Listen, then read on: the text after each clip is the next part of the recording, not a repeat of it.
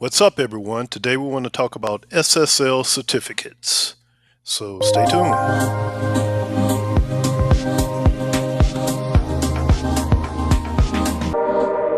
What is an SSL certificate? SSL stands for Secure Sockets Layer. It's a protocol, and a protocol is an agreed upon set of steps for doing something by which a client and a server send information. In the case of websites, the client is the browser sending the information to a website located on a server. To protect this information from a third party, the system uses two keys to encrypt data and decrypt it when it reaches its destination. This means that if someone intercepts your information, that it is unreadable without the keys. So when you send information over the internet, it's passed from one computer to a destination. Now, any computer between the sender and the destination can intercept credit card numbers, usernames, passwords, or other sensitive information.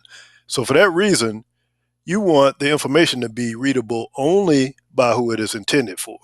And encrypting makes it unreadable to a third party.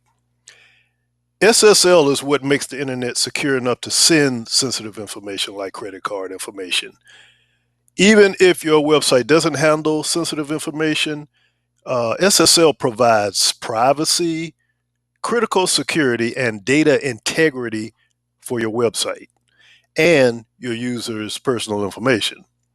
One thing that SSL does is it provides web browsers with the information that they can give indicators like the lock icon or the green bar to let visitors know that their connection is secure. And this provides trust for your user in your website. SSL providers also give trust seals that add to how much your site is trusted. Your information is safe and private. Now, we talked about advantages, but are there disadvantages of SSL? Yes, there are. Cost is the most obvious, but that has been made easier with the introduction of certificate providers like Let's Encrypt. Let's Encrypt is a nonprofit CA certificate authority. They've been around since 2016, and they will allow you to get a 3-month certificate for free.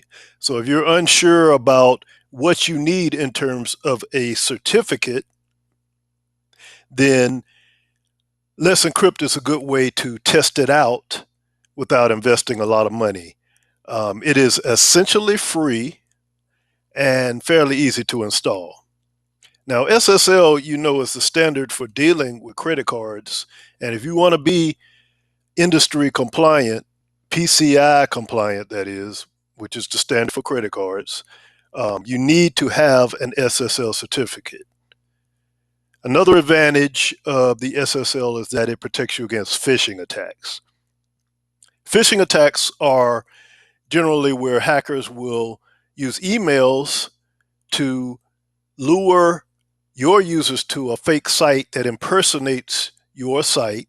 But if you have an SSL, it's a lot harder for them to impersonate your site. SSL uses public key infrastructure, PKI, and the trusted SSL provider to give security. Now, if you need a higher level of security, there's not just SSLs, but EV certificates. And they're designed to give more protection against phishing attacks than normal SSL certificates. They go a step further in verifying that sites are valid. They check additional things like whether or not your organization is on a government blacklist. Now, all this is going to take effect in July when Google releases its Chrome 68 browser, which will be the latest version of the Chrome browser. That's coming out in July. And what it will do is label websites with SSL certificates as secure. Mozilla, maker of Firefox, is also following suit. And they both changed their user interface on their browsers to show the padlock icon and the label secure for sites with SSL. So probably everybody's going to need to soon get on board with the SSL certificate, especially if you're dealing with credit cards. You probably should already have that. For more information on SSL, stay tuned. That's all for now. Be sure and click the subscribe button. Thanks a lot.